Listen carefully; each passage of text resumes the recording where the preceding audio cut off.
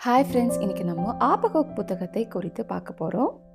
ஆபகுக் புத்தகத்தை எழுதியவர் ஆபகுக் தீர்க்கதரிசி. ஆபகுக் என்கிற இவரோட பெயருக்கு அணைத்தல் என்று அர்த்தம்.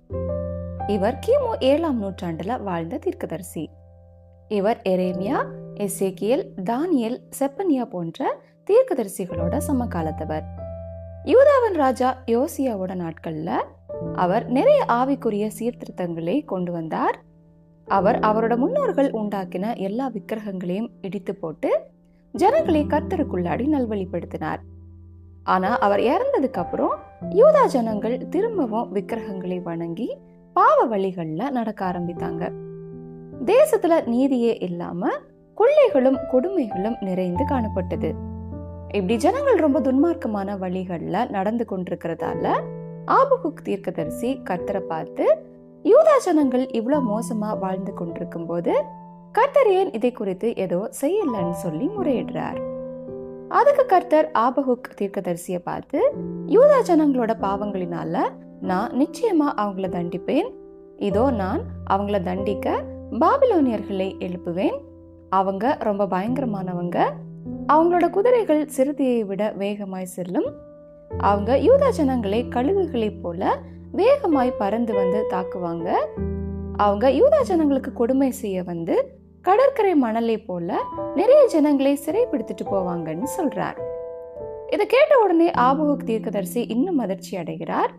அவர் கர்த்தரை பார்த்து, கர்த்தாவே, நீங்க ரொம்ப நீதியான தேவன், பாவத்தை பார்க்காத சுத்த கண்ணர். யூதாவை விட பாபிலோன் ரொம்ப மோசமான தேசம். அப்படி இருக்கும்போது நீங்க யூதா தேசத்தை பாபிலோனியர்கள் மூலமா எப்படி தண்டிக்க முடியும்னு கேட்டு கர்த்தர் எப்படி தீமையை சகித்துக் கொள்கிறார்னு சொல்லி ஆச்சரியப்படுறார். ஆபகுக் தீர்க்கதரிசி கர்த்தர் கிட்ட கேட்ட இந்த கேள்விக்கான பதிலை கர்த்தர் அவர்கிட்ட சொல்லி, நான் சொல்கிறதை நீ எழுதி வை. இதனால இனி வரப்போகிற தலைமுறைகளுக்கும் அதை படிக்க முடியும். நான் காண்பிக்க போகிற தரிசனம் தாமதித்தாலும் நிச்சயமா நடக்கும். யூதா ஜனங்களை தண்டிக்க நான் பாபிலோனியர்களை பயன்படுத்தியதால பாபிலோனியர்களுக்கு எந்த தண்டனையும் வராதுன்னு நீ நினைக்காத. நீதிமான் அவனோட விசுவாசத்தினாலே பிழைப்பான். ஆனா பாபிலோனியர்களோட பெருமையும் பேராசையுமே அவங்கள வீழ்ச்சி அடைய செய்யும். பாபிலோனியர்கள் அவங்களோட வன்முறைகளுக்காக தண்டிக்கப்படுவாங்க. அவங்க அவங்களோட விக்கிரக ஆராதனை மற்றும் அவங்களோட குடிப்பழக்கத்திற்காகவும் வெட்கப்படுவாங்க. அவங்களோட விக்கிரகங்கள் அவங்கள காப்பாற்ற போறதில்ல. ஏன்னா அது வெறும் உலோகத்தால மூடப்பட்ட சிலைதான். ஆனா அந்த சிலையால பேசக்கூட முடியாது. ஒரு மர சிலையை பார்த்து எலும்பு அப்படின்னு சொல்லுகிறவனுக்கு ஐயோ, அந்த சிலை அவனுக்கு உதவாது. அது ஒருவேளை பொன்னினாலும் வெள்ளியினாலும் மூடப்பட்டிருக்கலாம். ஆனா அந்த சிலைக்குள்ள உயிர் இல்ல. ஆனா கர்த்தரோ அவரோட பரிசுத்த ஆலயத்துல இருக்கிறார். பூமி எல்லாம் அவருக்கு முன்பாக மௌனமா இருக்க கடவுதுன்னு சொல்லி கர்த்தர் தற்காலிகமா யூதா ஜனங்களை தண்டித்தாலும் அவர் பாபிலோனியர்களுக்கும் கொடுக்க போகிற நியாய தீர்ப்பை குறித்து ஆபகுக் தீர்க்கதரிசி கிட்ட விளக்குகிறார்.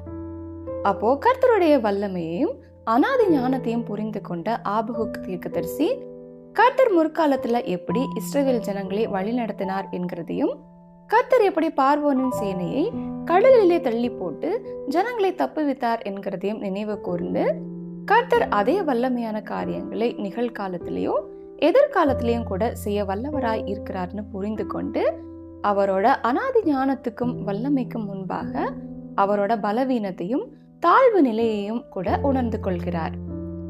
ஆபகுக் தீர்க்கதரிசி அவரோட தரிசனத்துல யூதா தேசம் பாபிலோனியர்களால நாசமடைய போவதை பார்த்தார். ஆனாலும் வரப்போகிற இந்த பெரிய அழிவின் மத்தியிலையும் ஒரு நிச்சயமற்ற கடினமான சூழ்நிலையிலும் கூட கர்த்தர் சர்வ வல்லவர் என்பதையும், அவர் திரும்பவும் யூதா ஜனங்களுக்கு கிருபையையும் நம்பிக்கையும் தருவார் என்கிறதையும் புரிந்து கொண்டு, அவர் அத்திமரம் துளிர் விடாமல் போனாலும், திராட்சை செடிகளில் பழம் உண்டாகாமற் போனாலும், ஒலிவ மரத்தின் பலன் அற்று போனாலும், வயல்கள் தானியத்தை விளைவியாமற் போனாலும், கிடையில் ஆட்டு மந்தைகள் முதலற்று போனாலும், தொழுவத்திலே மாடு இல்லாமற் போனாலும், நான் கர்த்தருக்குள் மகிழ்ச்சியா இருப்பேன். என் இரட்சிப்பின் தேவனுக்குள் களி கூறுவேன். ஆண்டவராகிய கர்த்தரே என் பலன்.